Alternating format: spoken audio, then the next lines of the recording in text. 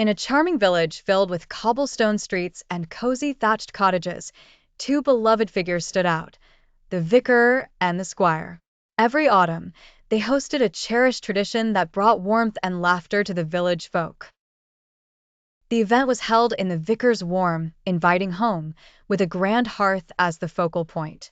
Villagers gathered close, huddling around the fire as it crackled and glowed. The air was filled with the comforting smell of roasting apples, blending with the cheerful buzz of conversation. The squire, a spry, elderly man with a booming laugh and a mischievous twinkle in his eye, brought apples from his abundant orchard. He handed them out to everyone, and villagers eagerly skewered them onto sticks, holding them over the open flames.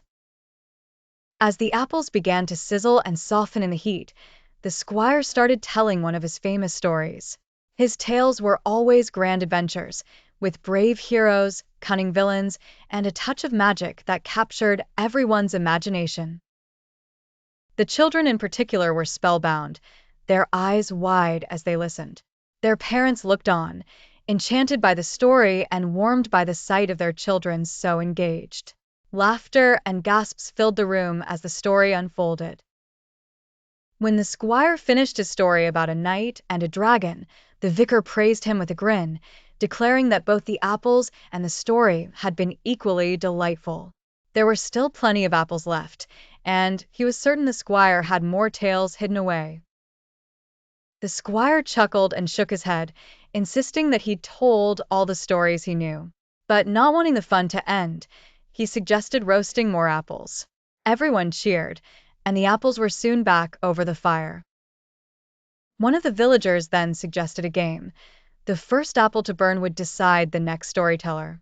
A ripple of excitement went through the room as they watched their apples, each hoping theirs wouldn't be the one to blacken first. As fate would have it, the first apple to char belonged to a kind-hearted matron, busy managing her lively brood of children. She laughed, good-naturedly accepting her turn to tell a story. The children gathered around her eagerly, many of them her own. She was known for her gentle tales, often told to soothe little ones when they were troubled or ill. With her youngest child on her lap, she started a story about a mischievous fox and a wise old owl, weaving a tale that was both whimsical and full of life lessons. The room fell silent, every face glowing in the firelight as they listened. As her story drew to a close, the room erupted in applause, and another round of apples was placed over the fire. Now everyone was eager to see who would be the next to tell a tale. This time, a young boy's apple was the first to char shyly. He stepped forward, encouraged by the smiles of the crowd.